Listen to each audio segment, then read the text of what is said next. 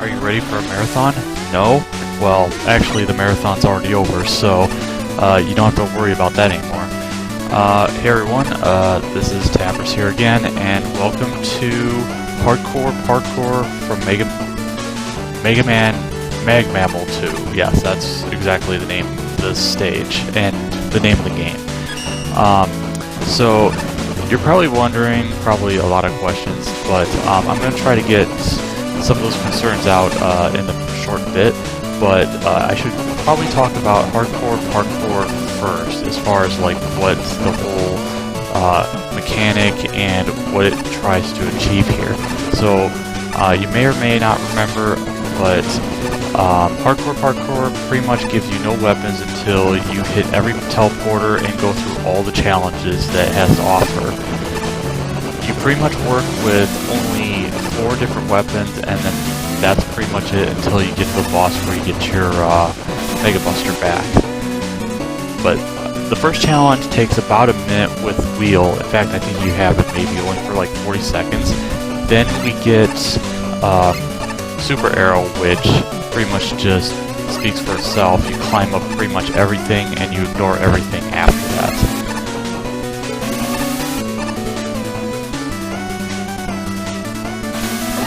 As far as the challenges with each of these, probably the biggest one you'll find is, well, this is easily the hardest part with Super Arrow, is timing it just right without dying or losing time because you have a not so well placed arrow to where you like fall off. Well, you wouldn't fall off unless you're really careless.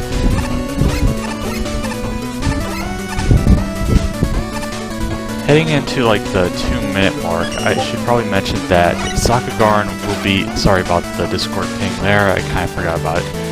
Sakugarn probably has to be the hardest part of this entire marathon of a stage as far as doing no hit, because obviously you're not going to be able to perfect this one. What should be noted is that not this screen, but the next screen is the most difficult portion. You have a bunch of force beams that are timed, along with tellies that spawn in, and eventually I want to say the Mega Man 5 cannons that are shielded, which sometimes can go right through Sakugarn, and it's incredibly annoying when it does. I, well, won't be showing any like outro about it, but if you're lucky and you time everything right, you can at least save some time getting through this section without having to wait too much. But because I've had some really bad timing with my jumps, I've died before I reach safety. Yeah, see, I have to be really careful and make low jumps with those cannons because I've had a couple times where the shots sneak up on me. And usually what happens is if I'm jumping too high, it might sneak in, but if I jump low, it's perfectly fine. Now, this part where we're hopping over the pit is probably I think I've only died on this once because I misjudged jump, but that's the end of the Sakugarn section. Now we have Wire, which has caused me some problems in the past, namely this part, because you have to hit the safe spot because you're not going to outrun this wall mans, or mini spike mans, I guess I could say. And it's right here where some problems hit because it feels like you should be able to dismount into that alcove there and continue on, but sometimes you can't, and depth perception is a nightmare, that's for sure. The wire section hasn't really been a particular issue aside from dying at the very top of this room because I stupidly slid or something. I don't really remember what happened, but it was kind of crappy in a way. There is still a few more minutes of the wire section. Actually, yeah, at least until we get into the next area where there's a music change. So there's a good chance I'm going to change to some different music as I talk about a few things right now, because I haven't done that in a while, and I feel like you probably deserve some answers, as there's not much else to say here except really careful use of the wire and being really patient to not get hit, like I almost feel like I'm going to with those. So I probably should mention the first thing. A few days ago I had the marathon against Time Link with MaGMML2, 80% no skips, and it was pretty fun. I won't mention the result except say that check out FM 2020 and make a good Mega Man level 2. I think that's how you search it up, and you'll be able to watch that run.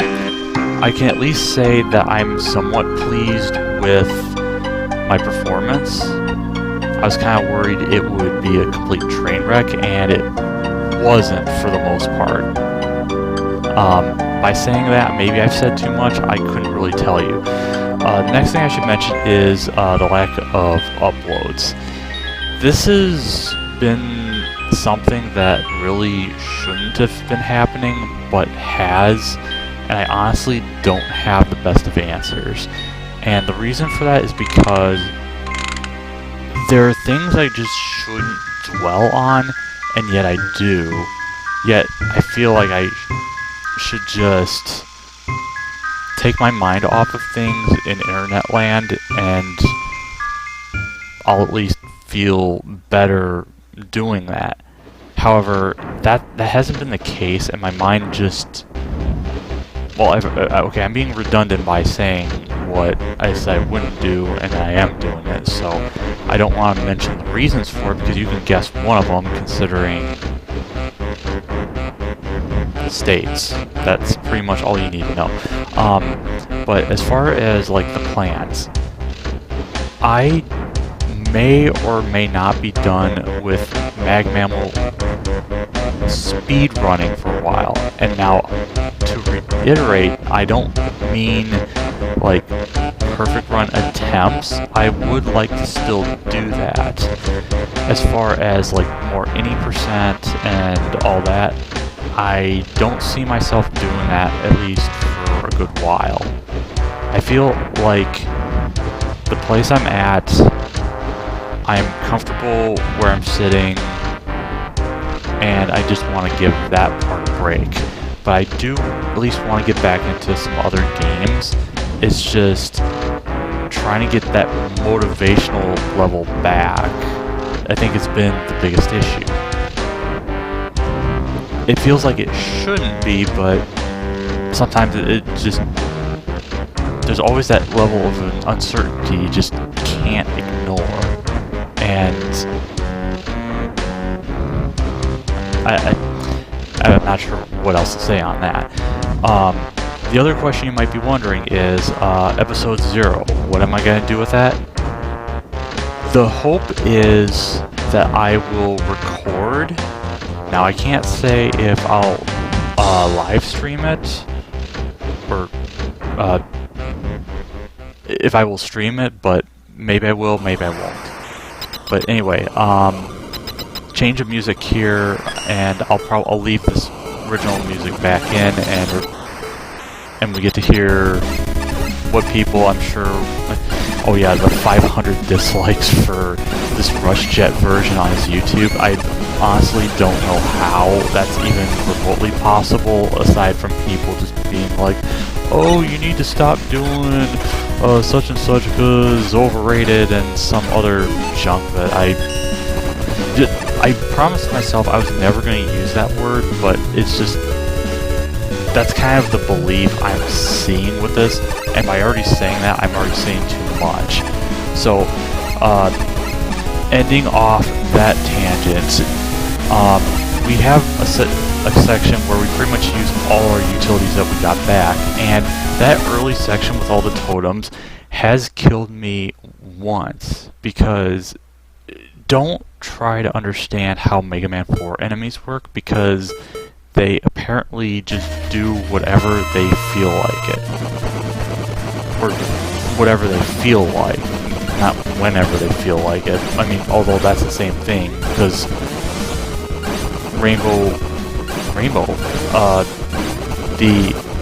I guess rainbow beams in Ringman stage, I don't need to say anything more about those because you know how much I hate them. But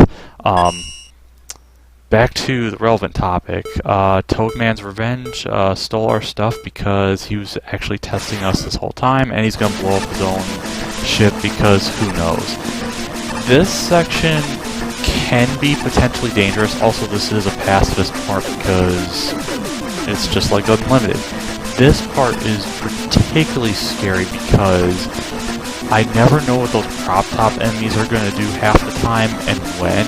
And then you got this scrunch section where you need to slide and not bash your head into the tomato dispensers, because that's clearly what they are. And the residual effects might still kill you, which always sucks. But fortunately we got out of this part, and we're off to the last boss, which I do vaguely remember that this is glitched, or I mean it's still obviously glitched where if you die then you still get the elements after he explodes, but if you like hit the 2 key, you reset, and just it's a speed run trick, I guess. I don't remember if you have to be at low health for that to happen, but it's kind of whatever. But as far as fighting him, this is a scary part.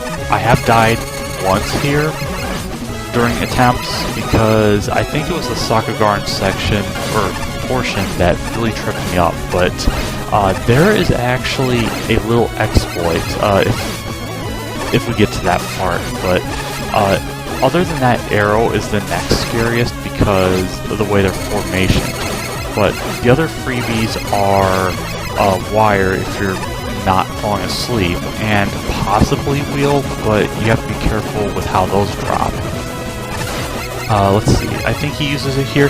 If you stand under him, they will not hit you, and you have to just wait until he uses, I think, 6 of those, and then you just go back to safe ground. But I was really pleased with how this attempt came, and I'm probably still the only person who's done a no-hit of this stage. Felt pretty good. It took at least 3 days to get this done, and that is probably one of the bigger accomplishments I'll have. Wow, I forgot. Now, truth be told, this was months ago that I did this, and I just never got to the commentary portion of it, but now we have, and I'm hoping to get back into doing commentaries for the others that I've done. So hopefully you'll look forward to that. Next time we go to tier 10 for a stage that I have a very unusual relationship with. So this has been Tapperus, and hopefully I'll see you then.